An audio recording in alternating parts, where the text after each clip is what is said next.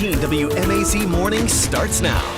A little bit of a rainy start to your Friday, and we do look ahead to an unsettled end of the week. I'll have all those details and, of course, the latest on your weekend forecast. That's coming up.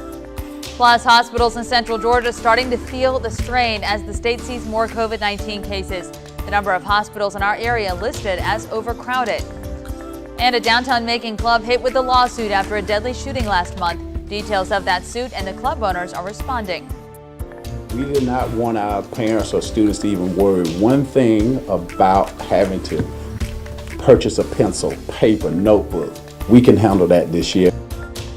Washington County schools did their best to ease the financial struggle for parents and students this year. Coming up, we'll show you how they used federal COVID money to make a difference. Good morning. Look at the beautiful sunrise over downtown Macon this morning. We love to see that on a Friday morning. It is August 6th. I'm Caitlin Heck.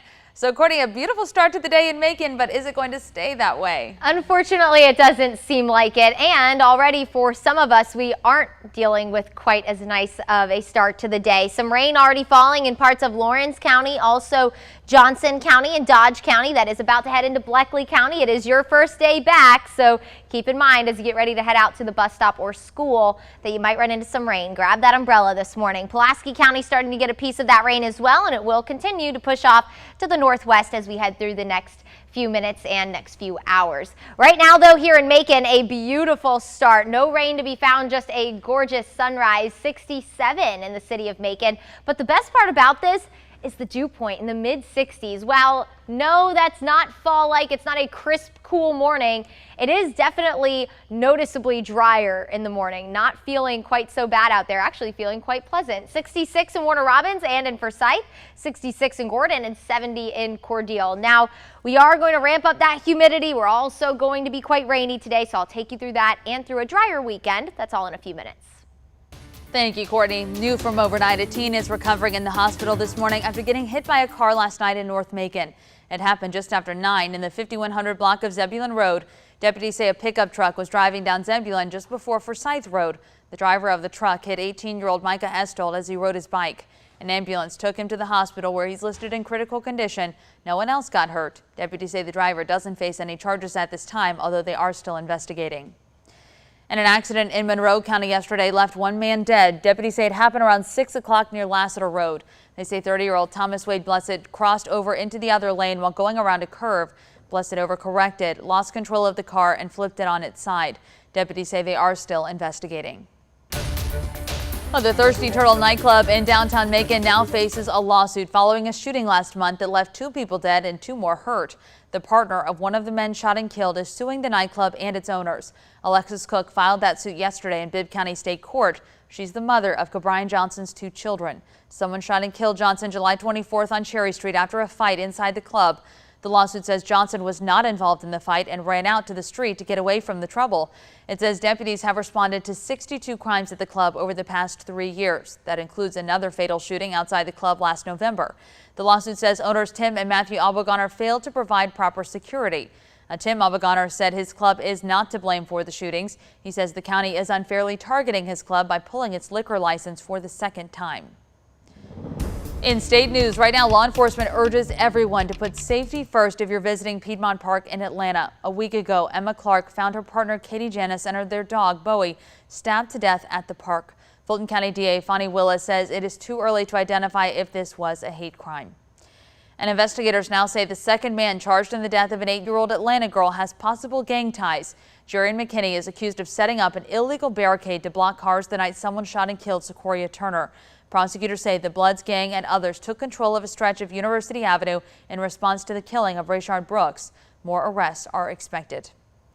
And there's another event at Mercedes-Benz Stadium to get people hyped for Kanye West's latest album. We first told you about a similar event held 2 weeks ago for fans to hear his Donda album for the first time. Well, since that event, West reportedly started living in the Benz while working on the album. It should be released today. Atlanta rapper Lil Yachty visited West yesterday in the stadium living quarters. Moving down to the latest on COVID-19, some Central Georgia hospitals are feeling the strain of rising cases in their emergency rooms. There are at least 5 hospitals around Central Georgia in the severely overcrowded stage. Some are even dealing with diversions like Piedmont Macon Medical Center, which the coordinating center shows in total diversion. That means ambulances are required to redirect patients to a hospital that can readily provide care. Over in Houston County, the coordinating center now shows Houston Medical Center in the overcrowded stage in their emergency department. That's down from severely overcrowded. Houston Healthcare's Chief Medical Officer Dan Stewart urges everyone to get vaccinated. In the state of Georgia, we now have 4 million people who have been vaccinated with the COVID vaccine with both doses. For those people, less than 5,000 of them have become sick with the virus once they were vaccinated. In Houston County, levels show an average of more than 70 new cases a day, the highest it's been since late January. Summer event plans in Perry going on pause for at least a month. That's because the city's canceling its sponsored events for the next 30 days after a spike in cases in Houston County. Those events include Food Truck Friday on August 13th, Perry Presents on the 20th, and Workout in the Park on August 28th. They're also requiring everyone to wear a mask inside all city buildings or public meetings. And about a third of people in Houston County are fully vaccinated, according to the Department of Public Health. We'll have to wait a little longer to find out what the future holds for Hub Dudley Unity Park or the Confederate statue outside the downtown Dublin Theater. City leaders originally came up with a plan for the park that would keep the Confederate statue where it currently stands and then build a statue of Hub Dudley, a prominent black businessman, next to it. Some people think that monument should be moved altogether. Others want to create an entirely new park for Dudley. Dublin City Council leaders still don't know what the future holds for Hub Dudley Unity Park or the Confederate statue. Last night, City Council made the decision to delay moving forward with the Unity Park idea. The decision to even move forward with putting something together called Unity, which really wasn't Unity in my book, is now, okay, we're not going to do that. I'm happy that they're postponing it to discuss it further concerning a new location. Interim Mayor Julie Dreiger says talks will continue with the Dudley Park Committee on how to honor Hub Dudley. Well, if you have plans in downtown Macon today, a filming coming back to town may interrupt your commute. Macon will once again be the backdrop for an extreme talent show called Go Big Show. To accommodate filming, the county will close parts of Lower Poplar Street from 5th to 6th Streets. That's happening from 8 a.m. to 8 p.m. And next week, the county plans to close Carolyn Creighton Skate Park. Well, today, a Central Georgia mom and her 2 kids will move into a brand new home in Warner Robins thanks to an initiative aimed to help people with home ownership. We first told you about the Hope Project back in May. Union Grove Missionary Baptist Church partnered with Rebuilding Together to renovate a home for 27-year-old Brandy Hurst. The city of Warner Robins pitched in $28,000 to help with the 3-bedroom, 1-bathroom home on Driftwood Terrace. Pastor David Clark says they hope to help at least 20 families over the next few years with this house.